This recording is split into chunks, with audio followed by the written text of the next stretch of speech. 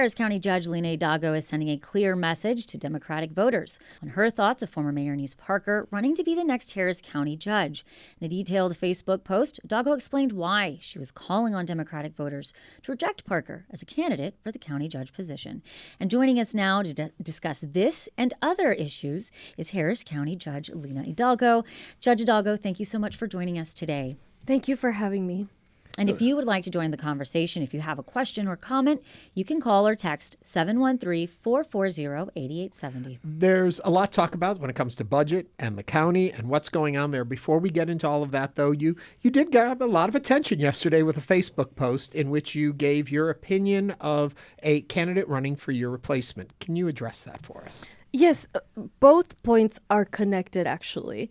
And I'll draw that connection maybe later, but it has to do with the kind of policies that I believe are problematic that would come from somebody like her. What do I mean like and her? By her, we're talking about Annise Parker. Right. Just to be clear. And what I mean by that is somebody who is comfortable saying one thing and doing another.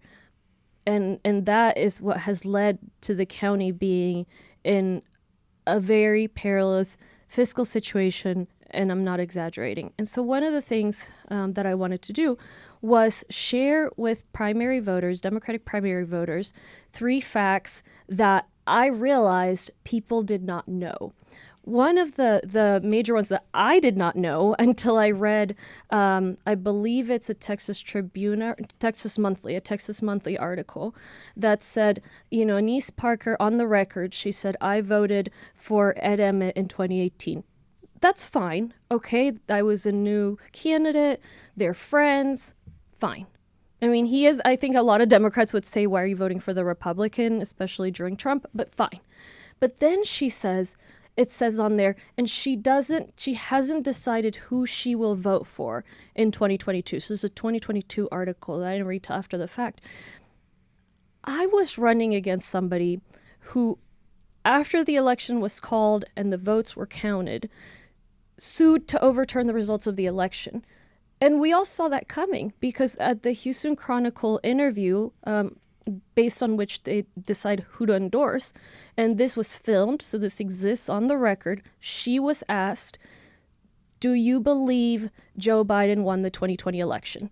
And she said, Joe Biden is the president. And I said, wait a minute, do you believe he won? And she would not. She just kept repeating, Joe Biden is the president. So we already knew, and so the fact that Mayor Parker would do that, to me, is baffling. It's okay, which side are you playing for? In terms of even the most basic issue of democracy. So that's one fact. I'll go quickly through the other ones. The other piece is she invited the takeover of HISD. She said, the state needs to come in and take over. And I know people feel very strongly about that among Democratic primary voters. But then the other piece is on just the consistency of what she has done. So Kim Ogg, for example, she's saying now that, Kim Ogg was her friend and that's why she supported it, but I'm disowning Kim Ogg now. Okay, that in and of itself is odd. But most importantly, she filmed a campaign video that ran supporting Kim Ogg for the Democratic primary, who we now know stands with Republicans, fundraises for Republicans, is a Republican, and at the time was pursuing several political prosecutions that cost the county millions of dollars. So, that is not a Democrat. And that we have 2 parties, great. Democracy, differences of opinion, cool. But if you're going to run as a Democrat in a Democratic primary, you need to be a Democrat. Mm-hmm. I do want, for full disclosure, tomorrow Annise Parker will join us on the show and have her opportunity to discuss exactly what we're discussing about today. What worries me in all of this initially is we just saw what happened with our mayor losing the endorsement of Democrats behind him for future races. Is there infighting within this party that is only destructive? How does the Democratic Party plan to move forward if there's all this infighting within themselves as opposed to a united front to, I would assume, go after the Republican side? I mean, look, obviously there's two perspectives on this, but my perspective is the reason so many people don't vote, the reason so many people are apathetic when it comes to politics is because they vote for something and they get something else. And that's the issue that I've had with two of my colleagues on the Commissioner's Court, right? They run on housing, they run on services and issues that the Democrats run on, but actually the rhetoric and the vote go to law enforcement. Mm-hmm. And so that's not our platform. That's not what they ran on. And that same with Kim Ogg. You know, she ran on reform to the criminal justice system. Actually, she ended up making it worse. And that is what I believe Annise Parker will do, just based on her current, flip-flopping and saying, okay, so you're going to come in and then just do what you think is politically convenient at the time. It's not infighting for the sake of infighting. Let's talk about Mayor Whitmire. Let's begin with this just personality clash. I mean, you have the county judge come in. You are the mayor. The man wouldn't shake my hand. Do you know if we had a one-on-one meeting yet? No, we still have not had a one-on-one meeting. I mean, what kind of public official just refuses to have a meeting with their counterpart just because I endorsed his opponent? I mean, he started by saying I defunded the police. That's why I endorsed his opponent, because I knew he was somebody who was comfortable saying things that were not true. Mm-hmm. Just like what we're seeing with Annise Parker. And so it's that kind of, you go after the really small political things instead of serving the community. This deal with the rainbow crosswalk, they got rid of the rainbow crosswalk. So I was in touch with the chair of the Metro board, because it was a Metro street or sidewalk. So I said, okay, what happened? She said, well, it was removed. I said, well, who put the order to remove it? And she said, and I have the text message, she said, well, we had to do it because of state. She never said who. Right? So it's either her or it's the mayor. I mean, who else is it? So, that is not what you run on as a Democrat. They go to the LGBT caucus, they say they're for LGBT, and then they come and remove the rainbow crosswalk, and they don't even have the courage to say, I removed it. I don't think that serves the Democratic Party. I just don't. Whether you're progressive or more moderate, that's totally fine.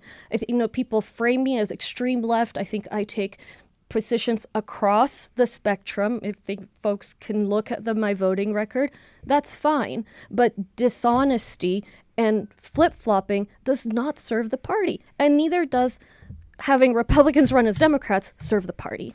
What does serve the party is reaching across the aisle, though. I mean, when we see Whitmire at a Crenshaw fundraiser, we're like, what's going on here? And the explanation is, we get our money from the Republican administration right now. If we can't play ball with everyone, we're going to be left out. There's some of that, I suspect, with Annise Parker reaching across with Ed Emmett. I know that they had a long history of working together. And like you say, current mayor doesn't even reach out to you. Back then, Annise Parker and Ed Emmett, they were thick. I would go to meetings and they'd both be there because they wanted, as a team, to get the city through something. Right. So I think that's pretty forgivable that she, knew Ed, voted for him. Right, and that's why I said fine, that's fine. And I think a lot of people supported Kim, and some people saw her switch maybe because she endorsed Ted Cruz.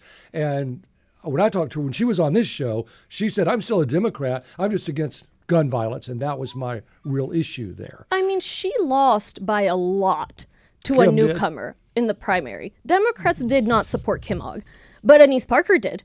And we knew what she was doing. Voted for Kim? She was on a TV ad for her. The screenshot I have, because Facebook doesn't let you post a video, but I can send it to you guys. She's on there. She says, vote for my friend Kim Ogg. Okay, that was after everything was clear about Kim Ogg, so much so that in the primary, the vast majority of Democrats voted against her, reaching across the aisle. Of course, that's why I say I don't fault her. Fine. Okay, fine. And we work across the aisle to the extent that we possibly can. During COVID, I had to. I was working with the Trump administration. It was under their administration that the vaccines were developed, that we received the vaccines. I mean, we did a lot of work together. And you do it. I mean, that's what you do. I was in touch with the head of the CDC over there, in the legislature. I've tried, but I think that's more of an excuse, right? Because considering not knowing, right, the October or September before a major election that is being watched nationwide, still you're considering whether to vote for the election denier. That's crazy. That's not working across the aisle. And same with Mayor Whitmire. I mean, I think the beef that people have is you can work across the aisle, but going to a fundraiser for the other side is not really a thing. Let me ask one question here. Yeah. As someone who's not running, why do you feel like you need to speak on behalf of one candidate or speak against another? I didn't think I should. And that's why when I announced that I wasn't running, I said, people said, well, you're going to endorse. I said, I'm not. I'm going to stay out of it. But I thought more people would run. I mean, I don't know what it says about the job that we really only have 2 viable candidates. I don't, and trust me, Chris I being tried. the other one, you mean? I tried. I'm so sorry. Chris being the other one. Chris Menifee. Who's the other No, viable? Menifee's running for Congress. I'm sorry. Who's your other viable candidate? So Plummer, they're the 2. Letitia we know that. Yeah, we know that. So the issue is, okay, the county budget is in shambles. I mean, really, you guys, we have a hiring freeze. We already had to cut $100 million. The police officers, and we could have gone to the voters with this. That's what I agree on with the police union. And that same morning, I said, hey, I'm not going to go with early childhood education to the ballot. I'm going to go with your raises. I bet people are going to vote for it. So they get $100 million this year that we didn't have. Then by year 5, our annual spend on their salaries, year 5, 6, 7, 8, etc., will be $248 million more than it is today. And the legislature is only squeezing us more and more. So we cannot have another quote unquote Democrat that gets there, runs on one thing, and then gets there and is completely different than what they said. And just seeing the 2-side game that she's playing tells me that. And then there is the pettiness, that same pettiness that I see with Whitmire. I mean, when I ran the first time, I met with her, I met with the people that I thought were going to run. I said, hey, I'm running, etc.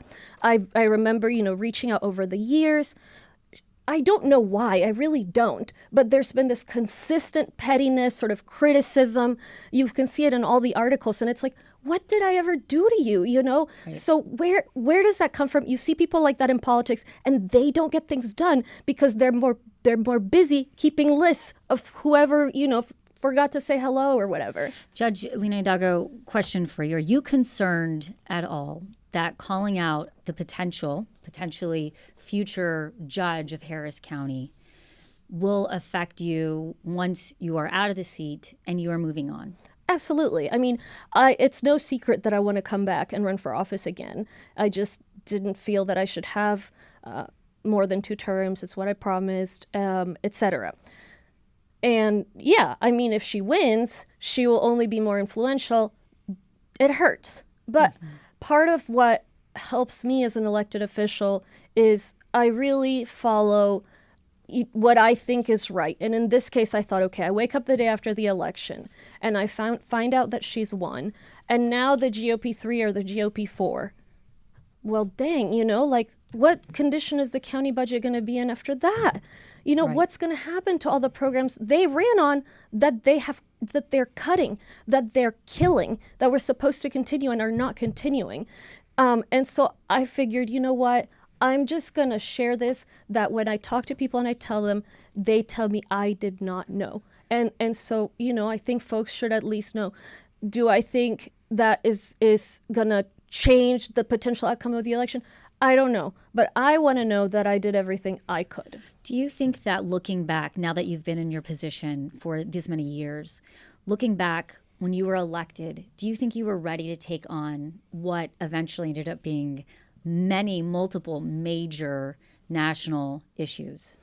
Yeah, I mean, I just came back from the dedication of a county building to Mayor Celeste Turner, former Congressman and Mayor, and we were talking about that, right? Everything we went through, the chemical fire, COVID plus winter freeze, hurricane. Yeah. I mean, of course, I am a much stronger leader and elected official and politician now than I was then. I think I had a great team. I had great advisors.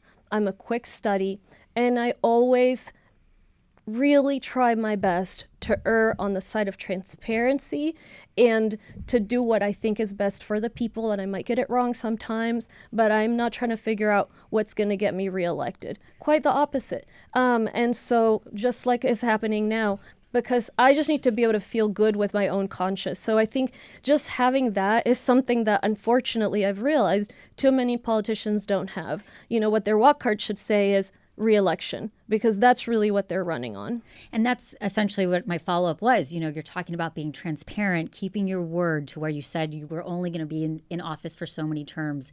In some ways, would you say that you're not playing the game of politics? So does that mean you're not in the game? Yeah, I mean, and I've seen an article, I think, when I said I'm not taking contributions from contractors. I really don't remember where it was, otherwise I'd cite it. But they were saying, she's naive. She doesn't realize she has to do this. And the fact of the matter is, people said you either have to take contractor money. Little did we know that they awarded contracts without a process. You have to do that, or you have to give jobs. One of my colleagues, Briones, she hired like the entire leadership of the Democratic clubs in Houston, Harris County. So you wonder, even though she's not a Democrat, nobody wants to say anything because they work for her, and the contracts. I didn't feel comfortable doing either. And you know what? I won a re-election where the pillow guy and the mattress guy and all these other folks were behind my opponent, Ted Cruz, $25 million, all of it.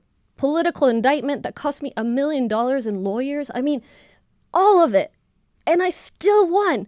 And so what I say is people would be more involved in politics and our country would be better if more people just had the courage to do what they promised to do. People see it and people vote for you. And that's just it. It's that simple. It really is. And looking at your time in office, are you afraid your legacy might be mixed, or are you very proud of your tenure?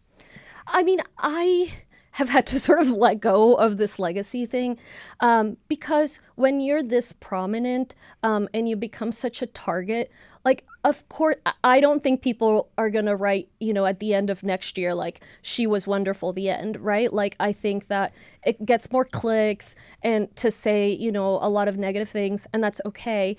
What I am concerned about are the programs we worked so hard to put in place. So this early childhood program, for example, 60,000 children and families, a positive evaluation by an independent evaluator that all the court members voted on. It's a beautiful, important program. Everybody knows. I'm talking to these businesses. They need more workers. The workers can't work because they have nowhere to put the kid or they can't afford it. I mean, all these countries, all these states, that's what they're doing. Austin, basic stuff. And these guys would rather kill it because I still don't know why. I guess they didn't want me to have a win. I don't know why. Then support the continuation of something that's really important and really important for a community, red, blue, whatever it is that you are. So that's really what gets me is already so many initiatives have been destroyed. They cut mental health services at our juvenile center, the jails for kids. I mean, that's insane. How can you cut that? They didn't give, there's $9 million they didn't give to our cybersecurity lead, who's brilliant. And we get hits like thousands and millions on a day-to-day basis. So that stuff, we built it. That's what I don't want to get taken out. And the professionalism of the department leads. We worked really hard on that, but now I'm seeing again this sort of, they have a, if you don't support me on this, then I will fire you. I mean, they're so scared. So that's more it, is sort of legacy that nobody would talk about, but that I know has put our county in a better place and is being destroyed. I know Ernie wants to move to budget, so I just want to get clear on this. Are you supporting or Are you endorsing Letitia Plummer on this or not? So I knew that's what you're going in. I'm like, he knows the candidates. Right now, I'm not ready to say anything. Okay. I'm going to visit with her. And because frankly, I haven't done that. Like I said, I thought more people would get in. And then I realized people didn't know about Mayor Parker's decisions and background. So I have time scheduled to meet with her, and then we'll see. But there are some that assume that there was a conversation before the Facebook. Some have assumed there was conversations with Plummer before this Facebook post. No, I mean, I met with her when she was thinking of running, just like I met with many other people. But since then, I've not spoken with her. Okay, let's get to the budget then. Yeah, so, yeah. I was going to ask a question, but you seem ready to go with what you have on it. Well, it's just, it's really hard to communicate just how irresponsible this is. So it's like, Harris County was already at $100 million deficit because over the year, counter to the recommendation and pleas of the budget director, the court voted to spend money on things that we did not have money for. So we already were going to have to squeeze $100 million out of our budget somehow. Okay, you could call that efficiencies. Never mind that we had done a lot of efficiency work, but fine. It's jolt to the system. So we're already cutting things. But then on top of that, colleagues decide that they're going to spend another $100 million. Came out of nowhere. I mean, that morning I met with the police, maybe it's the police union folks. I can't remember exactly who was in the room, but it was the leadership. And I said, guys, I will put this on the ballot. We can only put one thing on the ballot. I'll put away early childhood because this needs to happen. And I think people want this more. Great. All smiles, shake hands, goodbye, see you down there. And all of a sudden, Commissioner Ramsey makes a motion. We should just, they call it pay parity, basically pay them as much as the city is. The city's broke. I mean, they're going to have a tax increase at some point. So anyway, it happens. They make a motion. Total surprise for me and Commissioner Ellis. They pass it. No discussion, nothing. Well, then it's been maybe 3 months since then. There's now a request for an additional $4.5 million because the $100 million was not an accurate estimate. I mean, everybody knows when you launch, a construction project that it's going to be more. So who knows how much it's going to increase by? At the same meeting, this was last meeting, one of my colleagues said she wants to invest in food insecurity. The folks in the jail, the chief and others, we have got to be able to recruit more detention officers. Okay, well, how do you do that? More money. Then they said, we're going to build this new jail. It's going to have more mental health services. Is that free? That's not free. So, okay, we already need $4 million more that we don't have. And how are you going to pay for all these other things?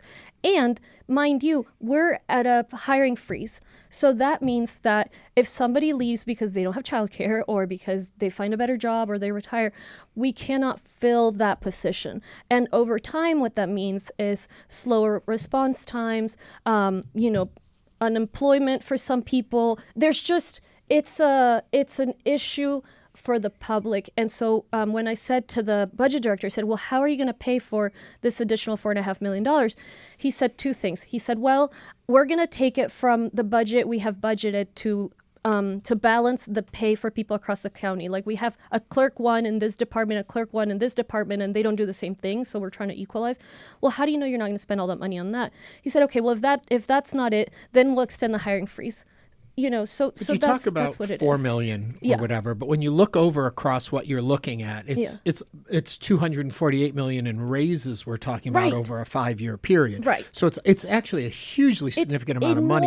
It's enormous, and I think it's one of those things that is like so big you can't wrap your mind around it. The bond for the Astrodome that didn't end up passing, that was, if it wasn't 105, it was 150. So that just it's an enormous amount of money, and here's the kicker is in all of this, there just continues to be this conversation about, well, it won't actually make a difference. We're continuing the programs. And so it's this misleading of the community. Eventually, they're going to have to raise taxes. But the question is, why are my colleagues doing that? Why? I mean, a rational actor would not do that. It's completely irresponsible. There's no two ways about it. Well, we have to wrap, but I will leave it with this. We had a nice text. Judge Hidalgo's time will show that you did and are doing the best job possible and that you are a champion of the people. Thank you. So Thank you have so your much. fans, Judge. Yes, thank you. Harris County Judge Lina Hidalgo, thank you for joining us today on Hello Houston. Thank you for having me.